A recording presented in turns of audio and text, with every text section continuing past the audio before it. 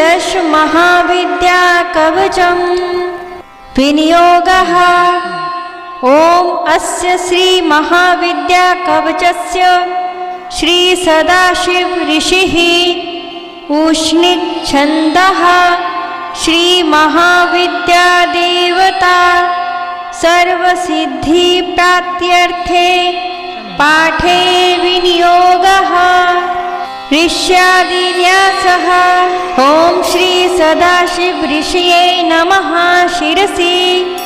उष्णिक् छन्दसे नमः मुखे श्री महाविद्या देवताये नमः हृदि सर्वसिद्धि प्राप्त्यर्थे पाठे विनियोगाय नमः सर्वांगे। ॐ लं पृथ्वी तत्त्वात्मकं गन्धं श्री महाविद्या प्रीत्यर्थे समर्पयामि नमः। ॐ हं आकाश तत्त्वात्मकं पुष्पं श्री महाविद्या प्रीत्यर्थे समर्पयामि नमः। ॐ यं वायु तत्त्वात्मकं धूपं श्री महाविद्या प्रीत्यर्थे आग्रापयामि नमः। ॐ रं अग्नि तत्त्वात्मकं दीपं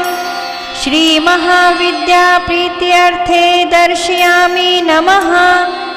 ॐ वं जल तत्त्वात्मकं नैवेद्यं श्री महाविद्या प्रीत्यर्थे निवेदयामि नमः।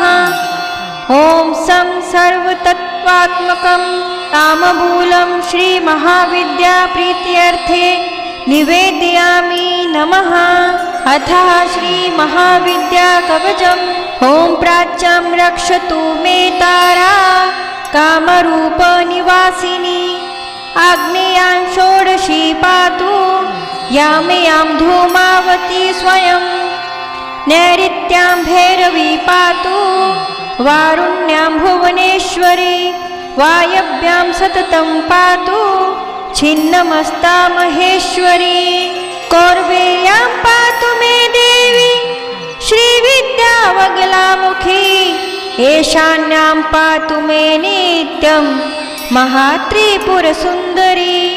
ऊर्ध्वं रक्षतु मे विद्या मातङ्गी पीठवासिनी सर्वतः पातु मे नित्यं कामाख्या कालिका स्वयं ब्रह्मरूपा महाविद्या सर्वविद्यामयी स्वयं शीर्षे रक्षतु मे दुर्गा भालं श्रीभवगेहिनी त्रिपुरा भृगयुगे पातु शर्वाणि पातु नासिकां चक्षुषी चण्डिका पातु श्रोते नीलसरस्वती मुखं सौम्यमुखी पातु ग्रीवां रक्षतु पार्वती जिह्वां रक्षतु मे देवी जिह्वा लल्लनभीषणा वाग्देवी वदनं पातु वक्षः पातु महेश्वरी बाहु महाभुजा पातु कराङ्गुलिः सुरेश्वरी पृष्ठतः पातु भीमास्या कण्ठ्यां देवी दिगम्बरी उदरं पातु मे नित्यं महाविद्या महोदरी उग्रतारा महादेवी जङ्घोरूपै रक्षतु गुदं मूषकं च मेढ्रं च नाभिं च सुरसुन्दरी पादाङ्गुलिः सदा पातु भवानी त्रिदशेश्वरी रक्तमांसास्थिति मञ्जादी पातु देवी शवासना महाभयेषु घोरेषु महाभयनिवारिणी पातु देवी महामाया कामाख्या पीठवासिनी भस्माचलगता दिव्य सिंहासन कृताश्रया पातु श्रीकालिका देवी सर्वोत्पातेषु सर्वदा रक्षाहीनं तु यस्थानं कवचेनापि वर्जितं तत्सर्वं सर्वदा पातु सर्वरक्षणकारिणी। अथ महाविद्या कवचम्। ॐ प्राच्यां रक्षतु मे तारा कामरूप निवासिनी आग्नेयां षोडशी पातु यां यां धूमावती स्वयं नैऋत्यां भैरवी पातु वारुण्यां भुवनेश्वरी वायव्यां सततं पातु छिन्नमस्ता महेश्वरी कौरवेयां पातु मे देवी श्रीविद्यावगलामुखी ईशान्यां पातु मे नित्यं महात्रिपुरसुन्दरी ऊर्ध्वं रक्षतु मे विद्या मातङ्गी पीठवासिनी सर्वतः पातु मे नित्यं कामाख्या कालिका स्वयं ब्रह्मरूपा महाविद्या सर्वविद्यामयी स्वयं शीर्षे रक्षतु मे दुर्गा भालं श्रीभवगेहिनी त्रिपुरा भ्रूयुगे पातु शर्वाणि पातु नासिकां चक्षुषी चण्डिका पातु श्रोते नीलसरस्वती मुखं सौम्यमुखी पातु ग्रीवां रक्षतु पार्वती जिह्वां रक्षतु मे देवी जिह्वालल्लनभीषणा वाग्देवी वदनं पातु वक्षः पातु महेश्वरी बाहु महाभुजा पातु कराङ्गुलिः सुरेश्वरी पृष्ठतः पातु भीमास्या कट्यां देवी दिगम्बरी उदरं पातु मे नित्यं महाविद्या महोदरी उग्रतारा महादेवी जम्घोरूपै रक्षतु गुदं मूषकं च मेण्ड्रं च नाभिं च सुरसुन्दरी पादाङ्गुलिः सदा पातु भवानी त्रिदशेश्वरी रक्तमासास्थिं जादीन पातु देवी शवासना महाभयेषु घोरेषु महाभयनिवारिणी पातु देवी महामाया कामाख्या पीठवासिनी भस्माचलगता दिव्य सिंहासनकृताश्रया पातु श्रीकालिका देवी सर्वोपातेषु सर्वदा रक्षाहीनं तु यस्थानं कवचेनापि वर्जितं तत्सर्वं सर्वदा पातु सर्वरक्षणकारिणी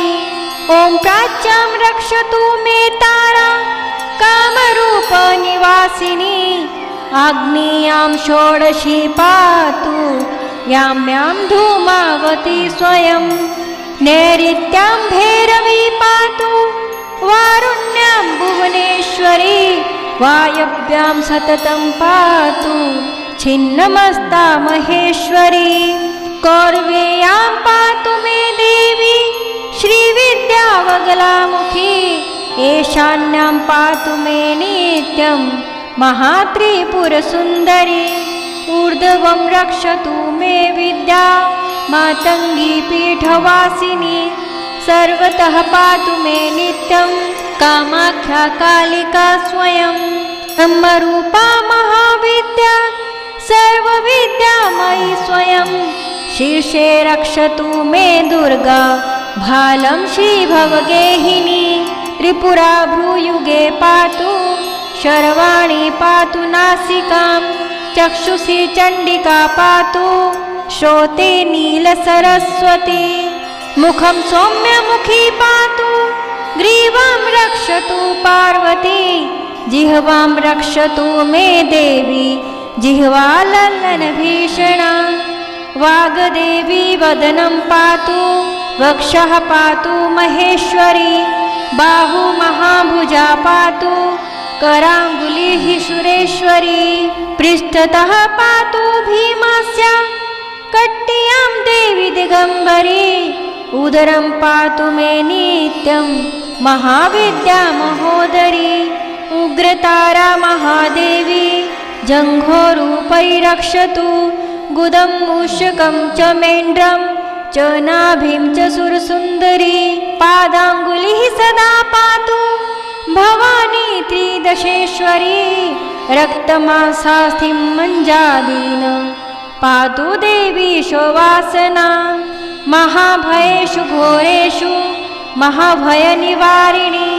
पातु देवी महामाया कामाख्या पीठवासिनी भस्माचलगता दिव्य सिंहासनकृताशया पातु श्रीकालिका देवी सर्वोत्पातेषु सर्वदा रक्षाहीनं तु यस्थानं कवचेनापि वर्जितं तत्सर्वं सर्वदा पातु सर्वरक्षणकारिणी।